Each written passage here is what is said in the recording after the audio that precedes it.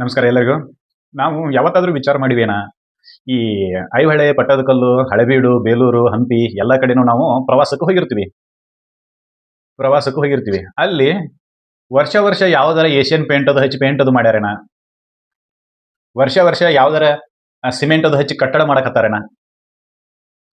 Cement ಬಳಕೆ ಮಾಡ್ಕೊಂಡು ಕಟ್ಟಡ ಮಾಡಕತ್ತಾರೇನ? ವರ್ಷ ವರ್ಷ ಬಿದ್ದು ಹೋದ ಮೂರ್ತಿಗಳನ್ನ ಅಲ್ಲಿ ಏನು ಏನದು ಸಿಮೆಂಟ್ ಹಚ್ಚಿ ಕೂಡ್ಸಾಕತ್ತಾರೇನ? ಇಲ್ಲ ಮತ್ತೆ ಯಾವುದೋ ಅದರ ಶೃಂಗಾರ ಕಾರ್ಯಗಳು ನಡೆಯಕತ್ತವೇನ ಹೊಸದಾಗಿ ಅಂತ ನೋಡಿದ್ರೆ ಯಾವುದೇ ರೀತಿಯ ಕಾರ್ಯಗಳು ನಡೆಯತ್ತಿಲ್ಲ. ಕೇವಲ ಧೂಳು ಹಿಡಿಯೋದು, ಅದನ್ನ ಪ್ರವಾಸಿಗರಿಗೆ ತೋರಿಸೋದು. ಈ ಬೇಲೂರು ಹಳೆಬೀಡದೊಳಗೆ ಮೂರ್ತಿಗಳು ಚಲೋದಾವ ಅಂತೇಳಿ ಅದ್ರ ಮೂರ್ತಿಗೆ ಪೇಂಟ್ ಮಾಡೋದು, ಈ ರೀತಿ ಯಾವುದೇ ಕಾರ್ಯಗಳು ನಡೆಯಕತ್ತಿಲ್ಲ. ಯಾಕ ಅಂತೇಳಿ ಒಂದ್ಸಲ ವಿಚಾರ ಮಾಡಿವೇನ ನಾವ ಅಂತ. ಆ ಇಲ್ಲ ಇಲ್ಲಿ ಬಾಳ ಜಾಗ ದೊಡ್ಡ ಏನು ಗೋಲ್ ಗುಂಬಜ್ ಹತ್ರ ಜಾಗ ಬಹಳ ದೊಡ್ಡದೈತಿ, ಅಲ್ಲಿ ಬಡವರಿಗೆ ಆಶ್ರಯ ಕಾಲೋನಿ ಕಟ್ಕೊಡೋಣ ಅಂತೇಳಿ ಏನಾದ್ರು ಮನೆಗಳನ್ನ ನಿರ್ಮಾಣ ಮಾಡ್ತಾರೇನ? ಈದ್ಗಾ ಮೈದಾನ ಐತಿ, ಅಲ್ಲಿ ಹೋಗಿ ಬಡವರಿಗೆ ಕಟ್ಟಡ ಕಟ್ಕೊಡೋಣ ಅಂತೇಳಿ ಕಟ್ಕೊಡ್ತಾರೇನ? ಆ ಆಮೇಲೆ ಪಶ್ಚಿಮ ಘಟ್ಟಗಳು ಬಹಳ ಏರಿಯಾದಾಗ ದೊಡ್ಡದಾವು, ಅಲ್ಲಿ ನೀವು ಏನ್ ಬೇಕಾದ್ರೂ ಕೆಲಸ ಮಾಡ್ಕೋರಿ ಅಂತೇಳಿ ಅಲ್ಲಿದ್ದ ಜನರಿಗೆ ಹೇಳ್ಯಾರನ? ಏನು ಇಲ್ಲಲ್ಲ. ಅಲ್ಲಿ ಅವನ್ನ ಪ್ರೊಟೆಕ್ಟ್ ಮಾಡ್ಯಾರ, ರಕ್ಷಣೆ ಮಾಡ್ಯಾರ. ಯಾರು ಯಾವುದೇ ರೀತಿಯ ಮೂರ್ತಿಗಳನ್ನ ಮುಟ್ಟಬಾರದು. ಅದಕ್ಕ ನೋಡಿರ್ಬೇಕು ನೀವು, ಬೇಲೂರು, ಹಳೆಬೀಡು ಈ ಎಲ್ಲಾ ಜಾಗದೊಳಗ ಒಂದು ಏನ್ ಬಿಡ್ತಾರೆ ಅಂದ್ರೆ ಎಚ್ಚರಿಕೆ ಸೂಚನೆಯನ್ನ ಕೊಡ್ತಾರೆ. ಯಾರು ಮೂರ್ತಿ ಮತ್ತು ಶಿಲ್ಪಗಳನ್ನ ಮುಟ್ಟುವ ಹಾಗಿಲ್ಲ. ಹ್ಮ್ ನಾವೊಂದ್ ಸಲ ಯಾವ್ದೋ ಒಂದು ದೇವಸ್ಥಾನಕ್ಕೆ ವಿಸಿಟ್ ಕೊಡಕ್ ಹೋಗಿದ್ವಿ, ದರ್ಶನಕ್ಕೆ ಹೋಗಿದ್ವಿ. ಅಲ್ಲಿ ಆನೆಗಳನ್ನ ಮುಟ್ಟುವ ಹಾಗಿಲ್ಲ ಅಂತ, ಅಂದ್ರೆ ಗೇಟ್ ಅದ ಎಂಟ್ರೆನ್ಸ್ ಗೆ, ದೇವಾಲಯವನ್ನ ಪ್ರವೇಶ ಮಾಡುವ ಎಂಟ್ರೆನ್ಸ್ ಗೆನೆ ಆನೆಗಳಿದ್ದು ಕಲ್ಲಿನ ಮೂರ್ತಿಯಿಂದ ಕಟ್ಟಿರತಕ್ಕಂಥದ್ದು. ಅವುಗಳನ್ನ ಮುಟ್ಟುವ ಹಾಗಿಲ್ಲ ಅಂತೇಳಿ ಸೂಚನಾ ಫಲಕವನ್ನ ಅಲ್ಲೇ ಹಾಕಿದ್ರು. ನಮ್ಮ ಮಂದಿ ಏನ್ ಮಾಡ್ತಿತ್ತು ಅಂದ್ರೆ ತಮ್ಮ ಮಕ್ಕಳನ್ನೆಲ್ಲ ಆನೆಗಳ ಮೇಲೆ ಕುಣಿಸಿ ಮುಟ್ಟಬೇಡ ಅಂತ ಹೇಳ್ಯಾರ ಅವ್ರು. ಇವ್ರು ಕುಣಿಸ್ಬೇಡ ಅಂತ ಹೇಳ್ಯಾರ ಅಂತೇಳಿ ಮುಟ್ಟಬೇಡ ಅನ್ನೋದಕ್ಕೂ ಮತ್ತು ಕುಣಿಸ್ಬೇಡ ಅನ್ನೋದಕ್ಕೂ ಡಿಫ್ರೆನ್ಸ್ ಐತಿ ಅಂತೇಳಿ ಇವ್ರು ಏನ್ ಮಾಡ್ಯಾರ ಅಂದ್ರೆ ಆನೆಗಳ ಮೇಲೆ ಕುಣಿಸಿ ಫೋಟೋ ತೆಗಿತಿದ್ರು. ಇಷ್ಟು ಸೂಕ್ಷ್ಮ ಇದೀವಿ ನಾವು. ಏನೋ ಅವರು ಮೂರ್ತಿಗಳನ್ನ ಆನೆಗಳನ್ನ ಮುಟ್ಟಬೇಡ್ರಿ ಅಂತೇಳಿ ಸೂಚನಾ ಫಲಕ ಹಾಕಿರ, ನಾವು ಆನೆಗಳ ಮೇಲೆ ಕುಣಿಸಿ ಫೋಟೋ ಹೊಡಿಸ್ತೀವಿ. That is an different thing. ಯಾಕೆ ಹಂಗ ಹಾಕಿರ್ತಾರೋ ಅಂತ ಕೇಳಿದ್ರೆ, ಯಾಕೆ ಹಂಗ ಪ್ರೊಟೆಕ್ಟ್ ಮಾಡ್ತಾರೋ ಅಂತ ಕೇಳಿದ್ರೆ, ಆರ್ಟಿಕಲ್ 49 ಹೇಳ್ತೈತಿ, ಸಂವಿಧಾನದ ಕಲಂ 49 ಹೇಳ್ತೈತಿ, ಪಾರಂಪರಿಕ ಸ್ಥಾನಗಳು, ಸ್ಮಾರಕಗಳು, ಇವನ್ ಹಿಸ್ಟಾರಿಕಲ್ ಇಂಪಾರ್ಟೆಂಟ್ ಇರ್ತಕ್ಕಂಥ ಪ್ಲೇಸ್ ಗಳನ್ನ ರಕ್ಷಣೆ ಮಾಡಬೇಕು ಅಂತ ಹೇಳಿ ಯಾವ್ದು ಹೇಳ್ತೈತಿ? ಆರ್ಟಿಕಲ್ 49 ಹೇಳ್ತೈತಿ. ಏನ್ ಹೇಳ್ತೈತಿ, ಯಾಕೆ ಹೇಳ್ತೈತಿ, ಅದನ್ನ ನಾವು ಯಾಕೆ ಪ್ರೊಟೆಕ್ಟ್ ಮಾಡಬೇಕು, ಪ್ರೊಟೆಕ್ಟ್ ಮಾಡೋದ್ರಿಂದ ಏನಾಕೈತಿ, ಎಲ್ಲೋರಾದ ಕೈಲಾಸನಾಥ ಮಂದಿರಗಳದಾವು, ಅವನ್ನೆಲ್ಲ ಯಾಕೆ ಪ್ರೊಟೆಕ್ಟ್ ಮಾಡ್ಬೇಕು ನಾವು? ಏನ್ ಕೊಡಮಿದೆ ಆ ಜಾಗವನ್ನ ನಾಶ ಮಾಡಿ ಮತ್ತೆ ಬಿಲ್ಡಿಂಗ್ ಅದು ಕಟ್ಟಿಬಿಟ್ರ, ಹಾಸ್ಪಿಟಲ್ ಬಿಲ್ಡಿಂಗ್ ಏನಾರ ಕಟ್ಟಿಬಿಟ್ರೆ ನಡೆಯಂಗಿಲ್ಲನ?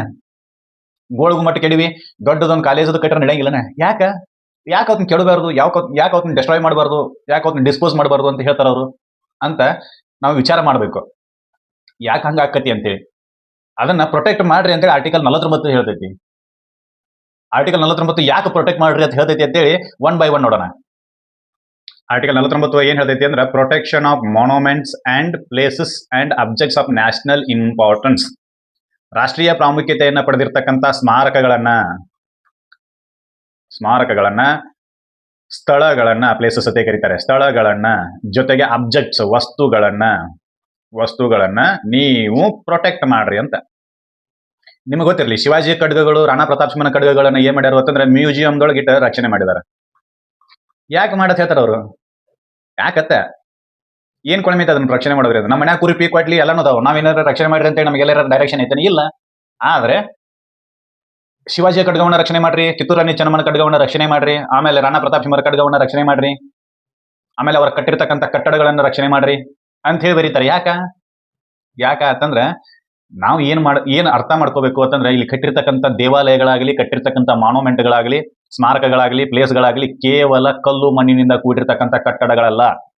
ಅವು ನಮ್ಮ ಪೂರ್ವಿಕರ ಜ್ಞಾನ, ಶ್ರಮ ಮತ್ತು ವೈಶಿಷ್ಟ್ಯಗಳನ್ನ ಹೇಳ್ತಕ್ಕಂಥ ಜೀವಂತ ಸಾಕ್ಷಿಗಳವು. ಅರ್ಥ ಆಗದನ್ನ ಹೇಳಿದ್ದು ಏನು ಅಂತಂದ್ರ, ನಮ್ಮ ಹಿರಿಯರು ಎಷ್ಟು ಶಾನ್ಯಾರಿದ್ರು ಅಂತೇಳಿ ಹೇಳಾಕ ಎಲ್ರಿ ಅವರ ಎಲ್ಲಿ ಬಂದ ಈಗ ನನ್ನ ಮುಂದೆ ಇಂಥದ ಒಂದು ಇನ್ನೊಂದು ಶಿಲ್ಪಕಲೆಯನ್ನು ಕೆತ್ತಿ ಕೊಡ್ರಿ ನೋಡೋಣ ಅಂತ ಕೇಳಿದ್ರೆ ಇಲ್ಲಲ್ಲ, ಆಗೋದಿಲ್ಲ. ಅದಕ್ಕೆ ಏನ್ ಮಾಡ್ತಾರ, ಹಿಂದಿಂದನ ಉಳಿಸ್ಕೊತ ಬರಬೇಕು. ಜಕಣಾಚಾರ್ಯ ಶಿಲ್ಪಿ, ಬೇಲೂರು ಹಳೆಬೀಡನ್ನ ಕೆತ್ತಿರ್ತಕ್ಕಂಥ ಮಹಾಶಯ, ಒಂದೊಂದು ಆಯುಷ್ಯವೇ ಬಿದ್ದು ಹೋಗ್ಯದ ಆ ಬೇಲೂರು ಗುಡಿಯನ್ನು ಕಟ್ಟಬೇಕಾದ್ರೆ. ಈಗ ನಾವು ಹೇಳ್ತೀವಿ ಏನು, ಬೇಲೂರ ಗುಡಿಯಲ್ಲಿ ಕೇಶವನ ಎದುರಲ್ಲಿ ಶಿಲೆಗಳು ಸಂಗೀತವ ಹಾಡಿವೆ ಅಂತ. ಶಿಲೆಗಳನ್ನೇ ಹಾಡ್ತಾವೆ, ಸಂಗೀತವನ್ನ ಹಾಡ್ತಾವಂತ. ಪ್ರತಿಯೊಂದು ಸ್ಕಲ್ಪ್ಚರ್ಸ್, ಈ ಅವಕ್ಕೇನಂತ ಕರಿತೀವಿ, ಶಿಲಾವಸ್ತುಗಳು, ವೆರಿ ವೆರಿ ಇಂಪಾರ್ಟೆಂಟ್. ಯಾಕೆ ಇಂಪಾರ್ಟೆಂಟ್ ಅಂದ್ರೆ ನಮ್ಮ ಹಿರಿಯರ ಜ್ಞಾನದ ಸಂಕೇತ ಅವು. ಒಂದು ಬಿಲ್ಡಿಂಗ್ ಕಟ್ಟಿದ್ರೆ ಈಗ ಇಂಜಿನಿಯರ್ಸ್ ಆಯುಷ್ಯವನ್ನ ಫಿಕ್ಸ್ ಮಾಡ್ತಾರೆ, 70 ವರ್ಷನೋ 80 ವರ್ಷನೋ. ಯಾವುದೋ ಒಂದು ಮನಿ ಕಟ್ಟಿರಿ ಅಂತಂದ್ರೆ 70 ವರ್ಷ ಈ ಬಿಲ್ಡಿಂಗ್ ಆಯುಷ್ಯ, 70 ವರ್ಷ ಆದ ನಂತರ ಇದನ್ನ ಕೆಡವಿ ಮತ್ತೆ ಕಟ್ಟಬೇಕ್ರಿ ಅಂತ. ಯಾಕಂತಂದ್ರೆ ಅದ್ರ ನಂತರ ಸಿಮೆಂಟ್ ಉಳ್ಕೊಳಂಗಿಲ್ರಿ, ಬಿಲ್ಡಿಂಗ್ ಬೀಳ್ತೈತಿ ಅಂತ ಅವ್ರು. ಆದ್ರೆ ಎಲ್ಲೋರದ ಕೈಲಾಸನಾಥ ಮಂದಿರನು ಒಂದೇ ಶಿಲೆಯಲ್ಲಿ ಕೆತ್ತಾರ. ರಾಷ್ಟ್ರಕೂಟರ ಆಡಳಿತದಲ್ಲಿ ಒಂದೇ ಶಿಲೆಯಲ್ಲಿ ಕೆತ್ತಾರ. ಅದಕ್ಕೆ ಎಲ್ಲಿ ಆಯುಷ್ಯ ಫಿಕ್ಸ್ ಮಾಡಿಲ್ಲ. ಗೋಲ್ ಗುಂಬಜವನ್ನ ಕಟ್ಟ್ಯಾರ ಬಿಜಾಪುರ ಸುಲ್ತಾನರು, ಎಲ್ಲಿ ಆಯುಷ್ಯವನ್ನ ಫಿಕ್ಸ್ ಮಾಡ್ಯಾರ. ಬೇಲೂರು ಹಳೆಗೂಡು ಹೊಯ್ಸಳರ ಕಾಲದಲ್ಲಿನ ಶಿಲ್ಪಕಲೆಗಳು ಎಲ್ಲಿತ್ತು ಆಯುಷ್ಯ. ಪಟ್ಟದಕಲ್ಲು, ಬಾದಾಮಿ ಎಲ್ಲ ಗುಹೆಗಳು, ಆಮೇಲೆ ಶಿಲ್ಪಕಲೆಗಳು, ಇನ್ನೂ ಜೀವಂತ ಸಾಕ್ಷಿಗಳು, ಎಲ್ಲಿದೆ ಆಯುಷ್ಯ ಅವಕ್ಕ. ರಜಪೂತರ ಕಟ್ಟಿರ್ತಕ್ಕಂಥ ಎಲ್ಲ ದೇವಾಲಯಗಳಿಗೆ ಎಲ್ಲಿದೆ ಆಯುಷ್ಯ.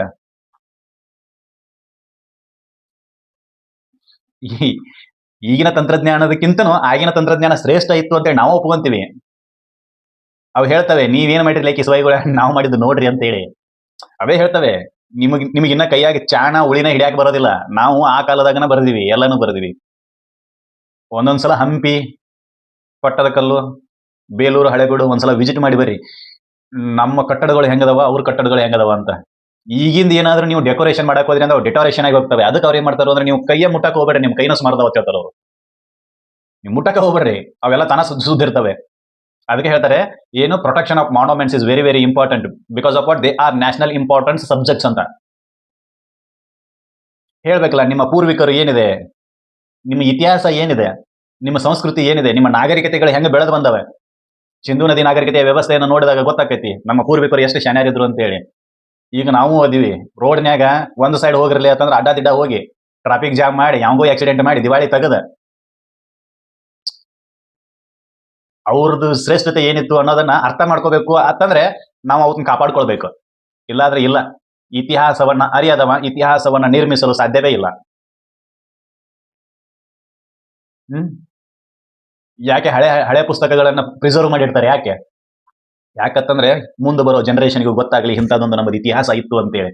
ಅದರ ಆಧಾರದ ಮೇಲೆ ಅವರ ಭವಿಷ್ಯ ನಿರ್ಮಾಣ ಆಗ್ಲಿ ಅಂತೇಳಿ.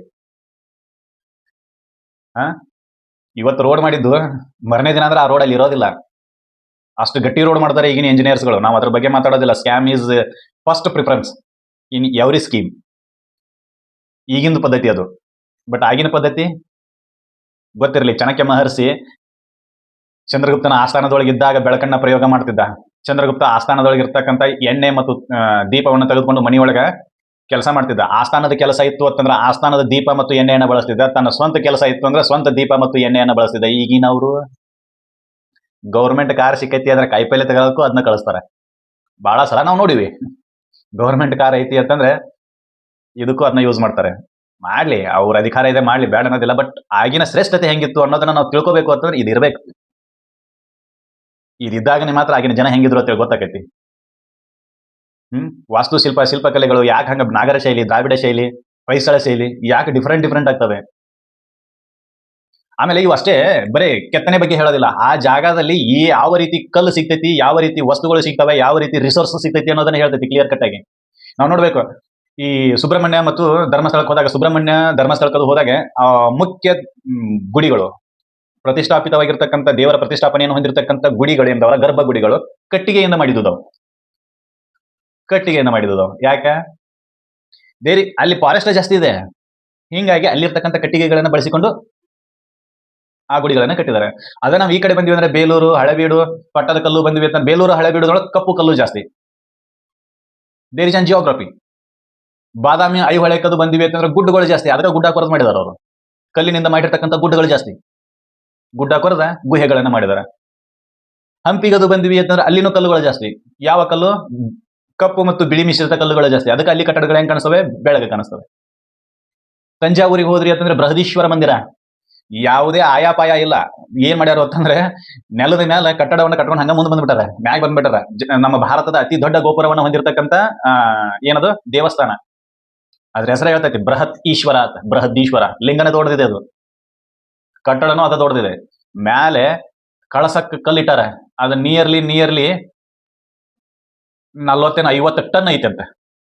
40ರಿಂದ 50 ಟನ್. ಇನ್ನೂ ಜಾಸ್ತಿ ಇರ್ಬೋದು, ಕಡಿಮೆ ಏನಿಲ್ಲ. ನನಗೆ ಇನ್ಫಾರ್ಮೇಶನ್ ಸ್ವಲ್ಪ ಮೈನ್ಯೂಟ್ ಇನ್ಫಾರ್ಮೇಶನ್ ಇದೆ, ಅದಕ್ಕೆ ಹೇಳಿದ್ವಿ. ಅಷ್ಟು ಕಲ್ಲನ್ನ ಅಷ್ಟು ಎತ್ತರಕ್ಕೆ ಹೆಂಗ್ ಹೋದ್ರು? That is a technology used by our forefathers. We should learn from that.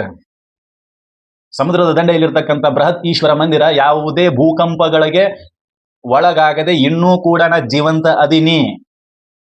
ನಾನು ಚೋಳರ ಇತಿಹಾಸ ಹೇಳಾಕ ನಾನು ಇನ್ನೂ ಜೀವಂತ ಅದೀನಿ. ರಾಜರಾಜ ಚೋಳ ನನ್ನನ್ನ ಕಟ್ಟಿಸ್ಯಾನ, ನಾ ಅವನ ಇತಿಹಾಸ ಹೇಳಾಕ ಇನ್ನೂ ಜೀವಂತ ಅದೀನಿ ಅಂತೇಳಿ ತೋರಿಸ್ತೈತಲ್ಲ. ಯಾವುದು? ಕಲೆ, ವಾಸ್ತುಶಿಲ್ಪ. ದೊಡ್ಡ ದೊಡ್ಡ ಗೋಪುರಗಳಿಗೆ ಏನೂ ಆಗ್ಲಾರ್ದ ಇನ್ನೂ ಹಂಗೆ ಅದಾವಲ್ಲ ಅವರ ಟೆಕ್ನಾಲಜಿ. ನಿಮಗೆ ವಿಶೇಷವಾಗಿ ಗೊತ್ತಿರಬೇಕು, ಮೆಹರುಲಿ ಸ್ತಂಭ ಶಾಸನ, ಚಂದ್ರಗುಪ್ತನ ಗುಪ್ತರ ಕಾಲದ ಸಮುದ್ರಗುಪ್ತನ ಆಸ್ಥಾನದೊಳಗಿರ್ತಕ್ಕಂಥ 2ನೇ ಚಂದ್ರಗುಪ್ತನ ಮೆಹರುಲಿ ಸ್ತಂಭ ಶಾಸನ ಕಬ್ಬಿಣದಿಂದ ಮಾಡಿರೋದು. ಗುಪ್ತರ ಸಾಮ್ರಾಜ್ಯದ ಮುಖ್ಯ ದೊರೆ 2ನೇ ಚಂದ್ರಗುಪ್ತಂದು ಮೆಹರುಲಿ ಸ್ತಂಭ ಶಾಸನ ಕಬ್ಬಿಣದಿಂದ ಮಾಡ್ಯದ. ಇನ್ನೂ ತುಕ್ಕು ಹಿಡಿದಿಲ್ಲ, ಇನ್ನೂ ಜಂಗ್ ಹಿಡಿದಿಲ್ಲ. ಅದಕ್ಕೆ ಕಂಬಾರ ಮಣಿಯಿಂದ ಕುರ್ಪಿ ಮಾಡಿಸ್ಕೊಂಡು ಅಥವಾ ಕುಡ್ಗೋಲ್ ಮಾಡಿಸ್ಕೊಂಡು ತೊಗೊಂಬಂದ್ರೆ ಮಾರನೇ ದಿನ ಜಂಗ್ ಹಿಡಿತೈತಿ. What type of technology they are used, how they are brilliant. ಹೆಮ್ಮೆ ಬೇಕಲ್ಲ ನಮಗೂ ಅದ್ರದ್ದು. ಅವ್ರು ಎಷ್ಟು ಶಾಣ್ಯರಿದ್ರು, ಎಂತ ಟೆಕ್ನಾಲಜಿನ ಯೂಸ್ ಮಾಡಿದ್ರು, ಇನ್ನೂ ತನಕ ತುಕ್ಕು ಹಿಡಿಲಾರ್ದ ಹಂಗೆ ನಿಂತದ. ಸರ್, ಎರಡು ಅಂತಸ್ತಿನ ಮನಿ ಕಟ್ಟಬೇಕು ಅಂತಂದ್ರೆ ಕೆಳಗಿನ ಪಾಯ ನಡಗ್ತಿರ್ತೈತಿ ನಮ್ಮದು. ಅವರು ಗೋಪುರಗಳನ್ನ ನಿರ್ಮಾಣ ಮಾಡ್ಯಾರ 120 ಫೂಟು 125 ಫೂಟು.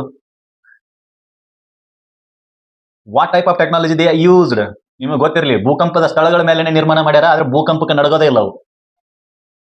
ನಮ್ಮ ಮನೆಗಳು ಹಿಮಾಲಯದ ಸಮೀಪ ಭೂಕಂಪ ಆದ್ರೆ ಇಲ್ಲೇ ನಡಗಕ್ಕೆ ಶುರು ಮಾಡಿರ್ತಾವ. What is an technology they used ಹೇಳ್ಬೇಕಲ್ಲ ಅವು. ಅದ್ರ ಸಂಬಂಧನೆ ಬರೀ ಕಲ್ಲುಗಳಲ್ಲ ಅವು, ಇತಿಹಾಸವನ್ನ ಹೇಳ್ತಕ್ಕಂಥ ಜೀವಂತ ಗುರುಗಳವು. ನೀವೇನ್ ಮಾಡಕತ್ತಿರ್ಲಿ ನಮ್ಮನ್ನ ನೋಡಿ ಕಲೀರಿ ಅಂತವು. ಪದ ಬಳಕೆಯನ್ನ ಮಾಡ್ಲಾಕ್ ಬರ್ತಕ್ಕಂಥ ಇದ್ದದನ್ನ ಓದಾಕ್ ಬರ್ಲಾರ್ದಂತ ವ್ಯವಸ್ಥೆ ನಮ್ಮದಿದೆ. ಆಗಿನ ಕಾಲದೊಳಗ ಸಂಸ್ಕೃತವನ್ನ ಕಂಠಪಾಠ ಮಾಡಿ ಅವ್ರು ಹೇಳ್ತಿದ್ರು. What type of memory they have. ಈಗ ನಾವು ಓದಿವಿ, 10 ರೀಲ್ಸ್ ನೋಡಿದಿವಿ ಅಂತಂದ್ರೆ 5ನೇ ರೀಲ್ಸ್ ಯಾವ್ದು ನೋಡಿದೈತೆ ಕೇಳ್ರೆ ಗೊತ್ತನ ಆಗೋದಿಲ್ಲ. ಯಾವ ರೀಲ್ಸ್ ನೋಡಿನೈತೆ ನಮಗೆ ಗೊತ್ತಾಗೋದಿಲ್ಲ. ನಾವು ನೋಡ್ರಿ ಮೊಬೈಲ್ನಾಗ ನಾವು ನೋಡಿರ್ತಕ್ಕಂಥ ರೀಲ್ಸ್ಗಳು. ಅವರು ಇಡೀ ಬುಕ್ಕಿಗೆ ಬುಕ್ಕನೆ ಶ್ಲೋಕ 6,000-7,000 ಶ್ಲೋಕಗಳಿರ್ತಕ್ಕಂಥ ಇಡೀ ಬುಕ್ಕನೆ ಕಂಠಪಾಠ ಅಷ್ಟೇ ಅಲ್ಲ. ಒಂದೇದು ಸುರು ಆತಾರ, 1-2 ಸುರು ಆತಾರ, 10 ತಕ್ಕ ಅಲ್ಲ, ಉಲ್ಟಾನು ಹೇಳ್ತಾರ ಅವರು. 10, 9, 8, 7 ಈ ರೀತಿನೇ ಹೇಳ್ತಾರೆ. ಅವ್ರ ಸ್ಟಡಿ ಹೆಂಗಿರ್ಬೇಕು ಅದನ್ನ ನಾವು ಅರ್ಥ ಮಾಡ್ಕೊಳ್ಳೋ ಸಲುವಾಗಿನೇ ಇದು ಯಾವುದು ಮಾನ್ಯುಮೆಂಟ್ಗಳ ರಕ್ಷಣೆಯನ್ನು ಮಾಡೋದು. ನಾವಂತೂ ಅರ್ಥ ಮಾಡ್ಕೊಳ್ಳಿಲ್ಲ, ನಮ್ ಮುಂದೆ ಬರ್ತಕ್ಕಂಥ ಜನರೇಷನ್ ಆದ್ರೂ ಪೀಳಿಗೆ ಆದ್ರೂ ಅರ್ಥ ಮಾಡ್ಕೊಳ್ಳಿ ಅಂತ ಕಾಯ್ಕೊಂಡಿಟ್ಕೊಳ್ಳೋದು. ಈ ಯಾವುದೇ ಕಟ್ಟಡಗಳನ್ನ ಸುಮ್ನೆ ಕಾಯ್ಕೊಂಡಿಡಕ್ಕಾಗೋದಿಲ್ಲ. ಅದ್ರಾಗೂ ಈಗಿನ ಸರ್ಕಾರಗಳು ಲಾಭಕ್ಕಾಗಿ ಏನ್ ಬೇಕಾದ್ ಮಾಡ್ತವೆ, ತಮ್ಮ ಲಾಭಕ್ಕಾಗಿ ಏನ್ ಬೇಕಾದ್ ಮಾಡ್ತವೆ.